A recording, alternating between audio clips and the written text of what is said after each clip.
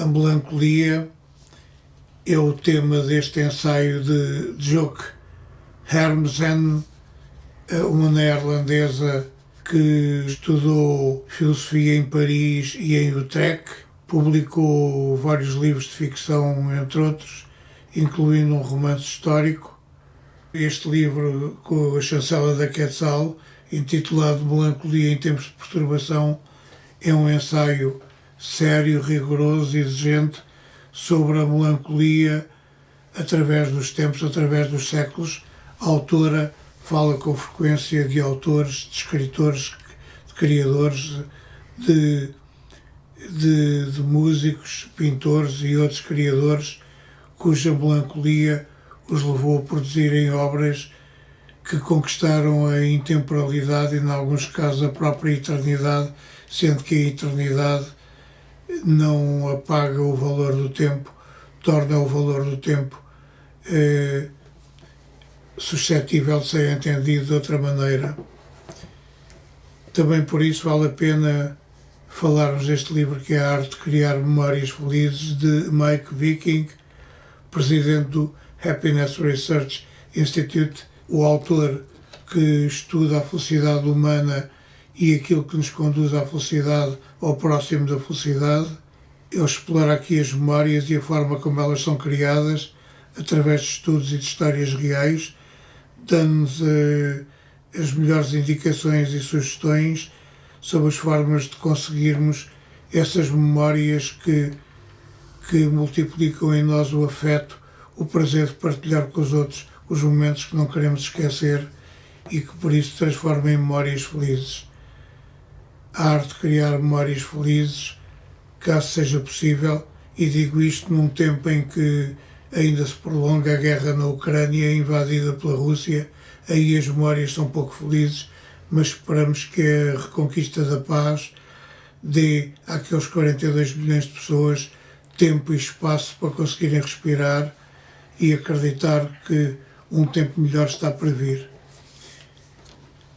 Um fenómeno que conduz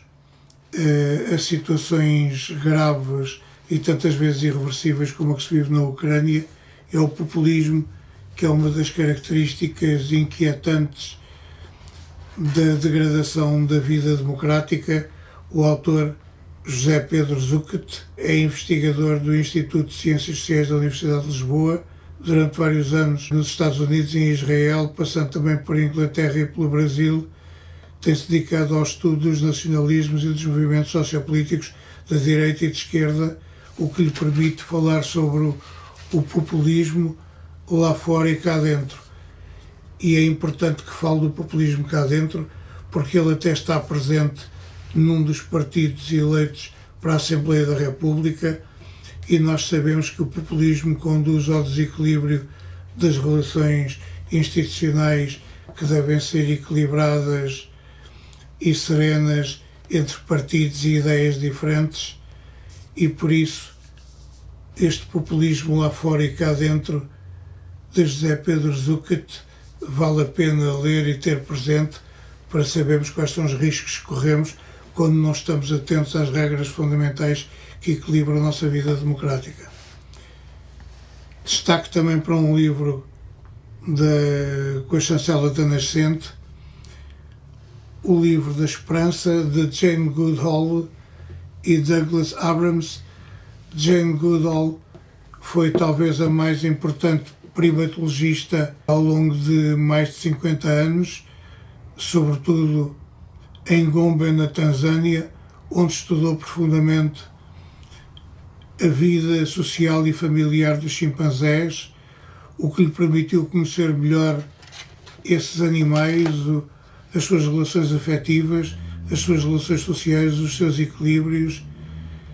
Um livro escrito por uma cientista que observou os chimpanzés e, a partir dos chimpanzés, passou a conhecer melhor os seres humanos, e que nos deixa um livro essencial sobre o comportamento humano e também sobre a vida e os equilíbrios afetivos, sociais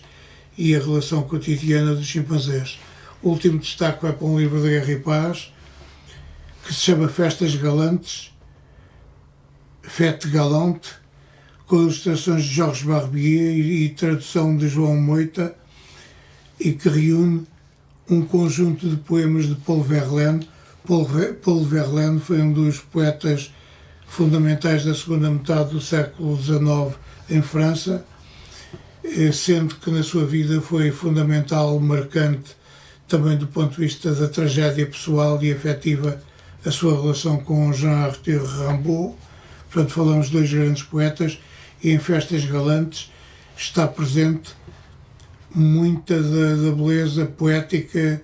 da criação literária de Paul Verlaine, que foi um homem infeliz na sua relação amorosa, na sua relação com a sociedade e também na tempestuosa relação que teve com Jean-Arthur Rimbaud.